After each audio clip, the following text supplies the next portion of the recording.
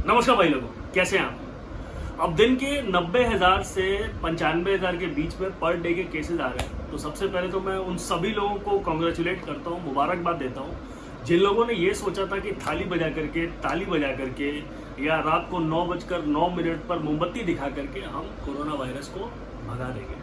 पहले हम कुछ दिन पहले तक हम नंबर 3 पर थे, फिर बाद में हमने ब्राज़ील को पीछे छोड़ दिया और जिस रफ्तार से हम आगे बढ़ रहे हैं बहुत जल्द हम यूएस को भी पीछे छोड़ देंगे और नंबर 1 हो जाएंगे। एम्प्लॉयमेंट की बात नहीं कर रहा हूँ मैं, एम्प्लॉयमेंट में नंबर 1 की बात नहीं कर रहा हूँ मैं, नंबर ऑफ कोविड केसेस के बारे में बात कर रहा हूँ। देखिए, गुड न्यूज़ ये है कि गल्फ की बहुत सारी कंट्रीज़ में कोरोना वायरस बहुत हद तक कम हो गया है। अब देखिए, दुबई में, अबू धाबी में, शारजाह वगैरह में IPL मैचेस वहाँ पर हो रहे हैं, तो उन लोगों ने बहुत हद तक कम कर दिया स्प्रेड को, तो ये बहुत अच्छी खबर है।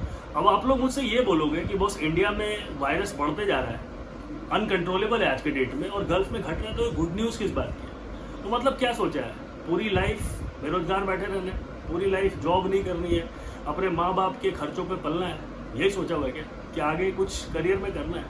तो अगर करियर में करना है तो इसको गुड न्यूज़ इसलिए लो क्योंकि अगर वहाँ पर चीज़ें कंट्रोल हो रही हैं, इसका मतलब ये है कि आने वाले टाइम में उन कंट्रीज़ में वैकेंसीज आएंगी और अभी आ भी रही है।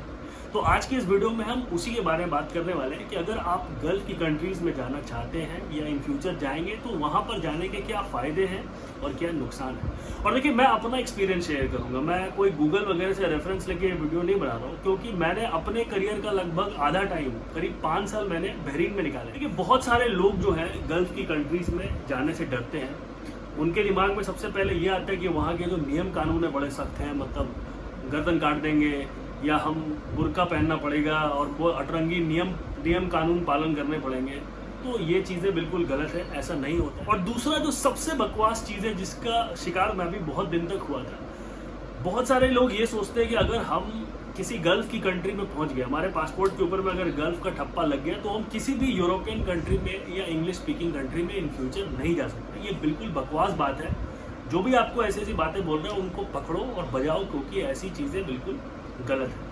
तो सबसे पहला फ़ायदा किसी भी गल्फ की कंट्री में जाने का ये है कि यहाँ पर जाना बहुत आसान होता है in comparison to a English speaking और यूरोपियन कंट्री। आप बड़े ईजिली जा सकते हो, बहुत सारी वैकेंसीज आती है और आप डायरेक्ट वर्क परमिट पर वहाँ पहुँचते हो। दूसरा फ़ायदा ये है कि इन कंट्रीज़ में जाने का जो खर्च है आपका बड़ा कम लगता है, मतलब कि आप 40,000 से लेकर के 60,000 के बीच में आप इन कंट्रीज़ में पहुंच जाते हो और इस 40,000 से 60,000 के बीच में दलाल का भी पैसा होता है और प्लस आपके फ़्लाइट का टिकट भी होता है। वहीं अगर आप किसी यूरोपियन कंट्री में जाते हो तो आप मान के चलो कि आपको 5 लाख से लेकर के 10 लाख रुपए लगाने पड़े। तीसरा जो सबसे बड़ा फ़ायदा ये है कि इंडिया के मुकाबले गल्फ में आपको ज़्यादा सैलरी ऑफर की जाती है। मैं ये नहीं बोलूँगा कि आपको बहुत ज़्यादा सैलरी ऑफर की जाएगी, बट इंडिया के कंपैरिजन में सैलरी अच्छी होती है। फॉर एग्जांपल, अगर इंडिया में कोई वेटर 10,000 से 15,000 महीने कमाता है तो वहीं पर गल्फ की कंट्रीज़ में आराम से 30,000 से लेकर के 35,000 के बीच में कोई भी वेटर ईजिली कमा सकता है।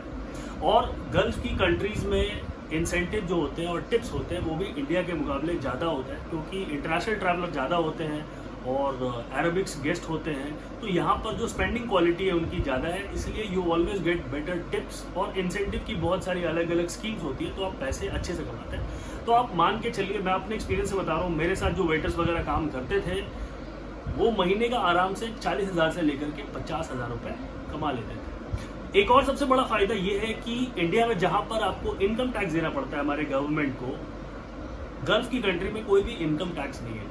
आपने जितना पैसा कमाया वो आपका टेक होम या इन हैंड सैलरी है और आपकी लाइफस्टाइल के ऊपर में डिपेंड करता है। आप बहुत इजीली जो है अपने पैसे सेव कर सकते हैं। एक और जो सबसे बड़ा फ़ायदा ये है कि वहाँ पर 99% जो कंपनीज होती है वो अपने एम्प्लॉयज़ को रहने के लिए एकोमोडेशन देती है और एकोमोडेशन ऐसा नहीं कि कोई घटिया सा एकोमोडेशन देती है, बढ़िया फर्स्ट क्लास एकोमोडेशन देती है जहाँ पर fridge, TV, washing machine, oven वगैरह सब डाल के वो फुली फर्निश्ड आपको फ्लैट देते हैं। शेयरिंग एकोमोडेशन में आप रहते हैं और ठीक ठाक रहता है वो एकोमोडेशन। और कंपनी का अपना ट्रांसपोर्टेशन होता है जो कि आपको होटल से घर पे और फिर वापस घर से होटल जो है वो पिकअप और ड्रॉप करता है, तो आपके ट्रांसपोर्टेशन का खर्चा भी नहीं होता। एक जो मुझे सबसे बढ़िया फ़ायदा लगा गल्फ की कंट्री में, बहरीन की बात कर रहा हूँ, हर कंट्री में ऐसा ही होता है गल्फ मिडिल ईस्ट में, कि आपका जो मेडिकल फैसिलिटी है बहुत अच्छा है वो। और देखिए, जैसे कि इंडिया में एक आधार कार्ड बनता है उसी प्रकार से वहाँ का एक आपको एक कार्ड मिलेगा, बहरीन में उसको CPR कार्ड बोलते हैं। तो अगर आपने वो सीपीआर कार्ड से आपके नाम पे अलॉटेड हॉस्पिटल होता है कि आपको अगर कोई भी बीमारी होती है तो आप इस हॉस्पिटल को कांटेक्ट करो, तो वहाँ पर आपको जाकर ही कुछ नॉमिनल फ़ी देना पड़ता है। जैसे कि मेरे टाइम में वो 3 दिन 4 दिन आराम देते थे, और वो भी जो होटल वाले हैं वो हमें रीइंबर्स कर देते हैं, मतलब वापस दे देते हैं। और एक बार ही आपने वो दे दिया, वो टोकन मनी दे दिया, तो अंदर जाने के बाद दवाई से लेकर के हर इलाज का जो खर्चा है वो गवर्नमेंट उठाती है। तो ये बहुत अच्छी बात है। और मैंने तो कितने नेपाली लोगों को देखा वहाँ पर, no offence to any creed, but उन लोगों ने अपने अपेंडिक्स वगैरह का ऑपरेशन फोकट में करा लिया वहाँ पर। तो मेडिकल फैसिलिटी भी जो है बड़ी टॉप नॉच है और बहुत अच्छी है। तो इन सब चीज़ों में आपके पैसे तो लगते हैं इंडिया में, तो वहाँ पर ये सब चीज़ें जो है बहुत फ्री हो जाती हैं लगभग, या आपके बहुत कम पैसे लगते हैं।